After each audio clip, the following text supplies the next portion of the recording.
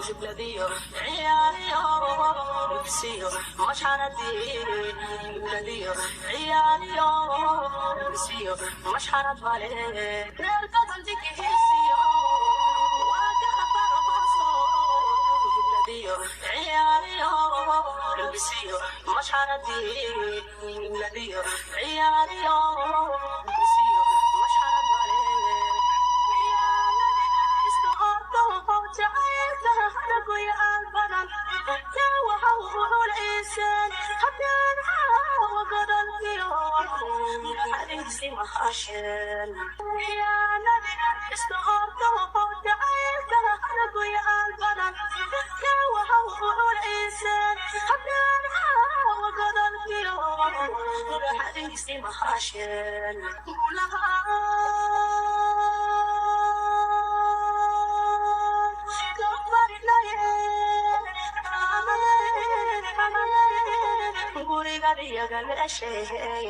الله هو برفاضيه وقسيما وبضوه لقد ينحرق ولو ليس فرقنا آمين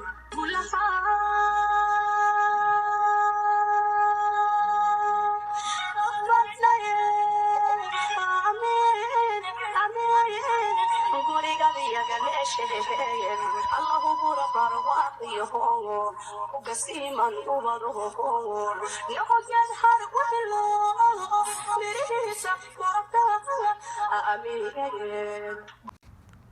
السلام الله عليكم ورحمة الله تعالى وبركاته. khiyaarta sharafta loo meelay walba dunida ka joogto waxaa idin rajaynaa nabad iyo bashbash barwaaqo aan la soo koobi karin aad ku sugnaataan.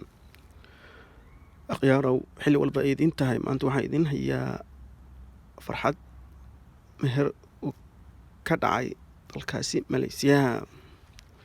Haddaba Ifraax Khaliif oo ah gabar caan ka ah YouTube-ka iyo Muuse oo ah wiilkay maanta isguursadeen ayaa arooskooda wuxuu ka dhacay dalkaasi Malaysia. Ifraax waxaan leenahay iyo Muuse isku waara ilaahay u wad qeyr qaban haydan kala siiyo muddo aad u fara badan baa waxaa lagu xaman jiray inay maalin isguursan doonaan taas oo maanta ilaahay ka dhigay maalintaasi ay isguursadeen. waxaan leenahay hambalyo farxadna ku waara ducadii rasuulka calayhi salaatu wasalaam ayaan ugu ducaynaynaa oo ahayd baaraka allaahu lakuma wa baaraka calaykuma wajmac jamiica calaa kulli khayr. waxaan ilaahay ugu rajaynaynaa inay isku waaraan kana helaan farxad guurkoodii kuwana lagu daydo inay noqdaan. guurka waa calaf qadarta ayaan u ah aas-aaska wixii ilaahay uu qaraana mar walba dhaco. waxaan leenahay Ifraax qof aad u wanaagsan baad tahay, Muusena qof aad u wanaagsan weeyaan inaad isku waartaan oo ilaahayna guurkiina uu ka dhigo guur bashbash iyo barwaaqo heerkiisa sareeya laga helo inuu noqdaan rajaynayaa insha allahu tacaala. ilaahay ha kala siiyo ubad qeyr qaba guurkoodna waxaan u rajaynaynaa inuu noqdo mid xasilooni iyo degnaasho iyo farxad u horseedo nolol mustaqbal fiicanna inay wada qaataan inta noloshoodii ka dhiman iskuna waaraan. haddaba Ifraax iyo Muuse waa laba qof dhalinyaro ah isna doortay iscalmaday ahna dad isla jaan qaadi karo noloshaani haatan ay wada doorteen insha allah biidni illaahi kariim. qof walbana waxaa loogu baahan yahay qofku nolosha la qaybsanayo inuu doorto wax badanna u ka eego taasi oo muujinayso inuu noqdo guurkaasi guur lagu waaro oo natiijada laga leeyahayna laga gaaro. labada qof qaabkay isku doortaan ayay ku xiran tahay noloshoodii say u wadi lahaayeen. si kastaba ha noqotee Ifraax iyo Muuse ayaa waxay yihiin kuwo aad iyo aad iskugu qalmo lana rajaynayo in allaha wa tacaala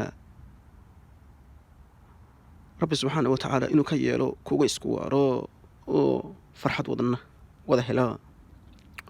ubadkan ilaaha bixiyo waa deeq loo baahan yahay lamaano walbana ay ku fikrayo in ilaahay uu siiyo.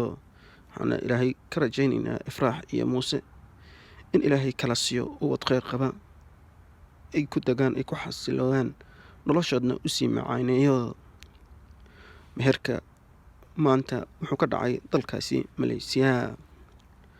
dad badan ay ka mid tahay Adna Channel baa ka mid ahaa qofkii u soo hambaliyeeyey Ifraax iyo Muuse, halka Cimraan oo ah Adna walaalkeedii uu ka qayb galay meherkaasi maanta ka dhacayay dalkaasi Malaysia ee u dhexeeyey Ifraax Khaliif iyo Muuse.